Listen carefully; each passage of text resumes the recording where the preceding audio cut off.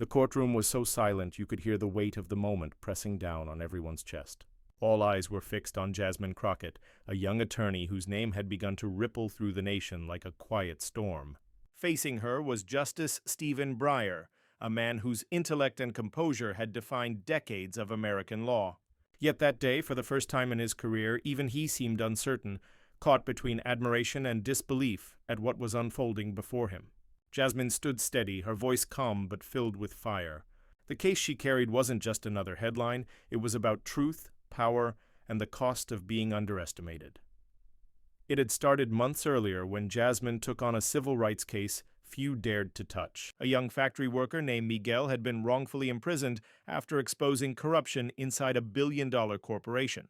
His life had been shattered, his family torn apart, and his hope nearly gone. Everyone told Jasmine the odds were impossible. The company's lawyers were ruthless, backed by influence that could bend rules and silence witnesses. But Jasmine saw something deeper than statistics and strategy.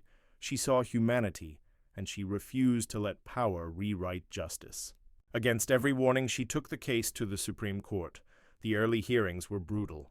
The opposing counsel twisted evidence, tried to smear Miguel's reputation, and painted Jasmine as an ambitious novice chasing attention. Each day she returned to her office exhausted but unbroken.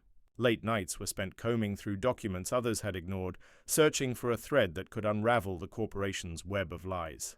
Her colleagues doubted, donors pulled back, and the press called the case a career killer. But Jasmine believed in something more than survival. She believed in the truth's stubborn ability to rise when everything else falls. By the time the case reached the Supreme Court, the nation was watching. The courtroom buzzed with tension as cameras lined the walls, waiting to capture history or humiliation. Justice Breyer, known for his sharp mind and gentle wit, led the questioning that morning. His tone was respectful yet skeptical, probing every corner of Jasmine's argument. For hours she fielded questions with precision and poise, refusing to let nerves shake her conviction. But when Breyer leaned forward and asked, "Ms. Crockett, do you truly believe one person's word can stand against an empire?" The air in the room froze.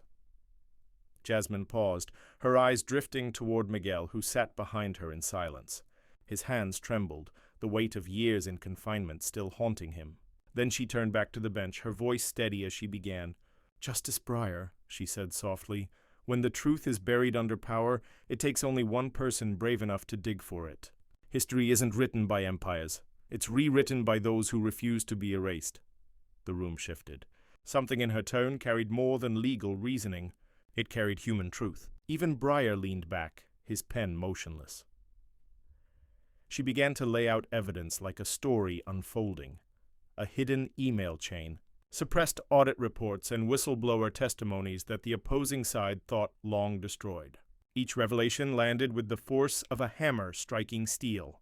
The defense scrambled, whispering frantically, flipping through binders that suddenly seemed worthless. The spectators leaned forward, jaws tight, eyes wide. Every sentence from Jasmine built a bridge between logic and empathy, turning cold facts into a living narrative of injustice and courage. By the time she finished, the silence that followed wasn't emptiness, it was awe. Justice Breyer looked at her for a long moment, his expression unreadable. The other justices exchanged glances, their typical detachment replaced by something human, respect. When Breyer finally spoke, his voice carried a tone rarely heard from the bench. "Ms. Crockett," he said, "I believe you've given this court more than an argument.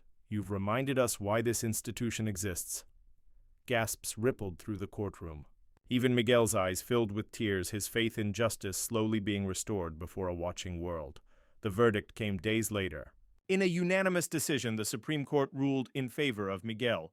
The corporation was ordered to release all whistleblower records, compensate the victims, and face criminal investigation. It wasn't just a win, it was a reckoning. News outlets across the country hailed it as a landmark ruling for accountability. But for Jasmine, it wasn't about fame. It was about proving that integrity could still triumph in a system often clouded by power. She stood on the courthouse steps afterward, surrounded by reporters, but her gaze stayed fixed on Miguel, who was finally free. Justice Breyer, in a rare public statement, later admitted that Jasmine's courtroom moment had restored his faith in the next generation of justice. He confessed that her argument reminded him of the very ideals that had drawn him to the law in the first place: compassion, truth, and courage in the face of impossible odds. It wasn't just a compliment.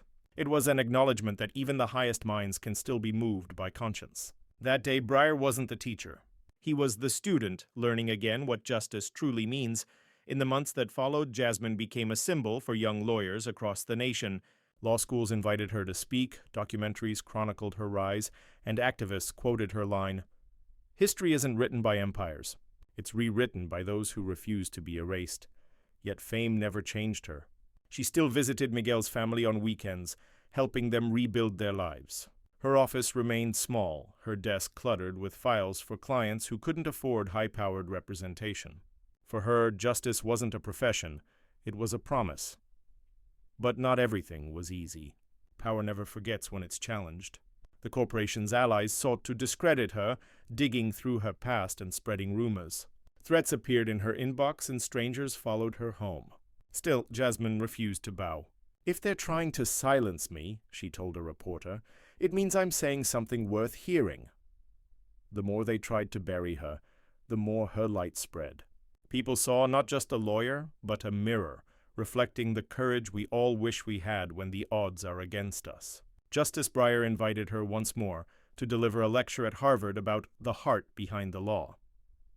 When she stood before hundreds of students, she began not with a legal theory, but with a story, Miguel's.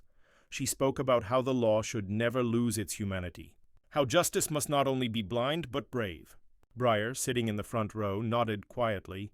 When she finished, the hall erupted in applause, but Breyer's words afterward were simple.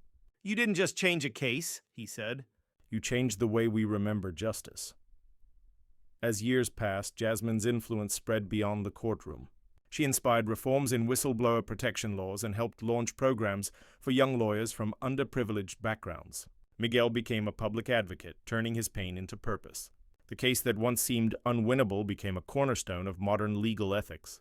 And at every conference, every courtroom, people still recalled the day Justice Breyer sat speechless, not because he'd lost control, but because he'd witnessed something greater than argument. Truth spoken with grace. Her story reminds us that courage doesn't roar. Sometimes it whispers, steady and clear, in the face of giants. It teaches that justice isn't just a word carved in marble, it's a living force carried by those who dare to believe in it. Jasmine Crockett's brilliance didn't come from power or privilege, but from purpose. And though that courtroom moment ended long ago, its echo still travels through halls of law and hearts of people who refuse to surrender to cynicism. Justice Breyer once said later in an interview, "The law is only as strong as those who believe in it." Jasmine proved that belief is not born from perfection, but from persistence. Her legacy became not just about one case, but about every person who ever felt unheard, unseen, or powerless. Because in that courtroom, when the silence fell and the world watched, one woman reminded everyone that truth, when spoken with conviction, can move even the mightiest to stillness. The day she walked out of that courtroom, Jasmine looked up at the American flag waving softly in the wind. For the first time in a long while, it didn't feel like just a symbol. It felt like a promise kept. She smiled faintly, knowing the fight was far from over, but she was ready.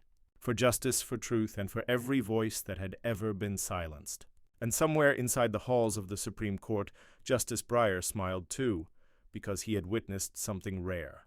A new generation carrying the torch, burning brighter than ever.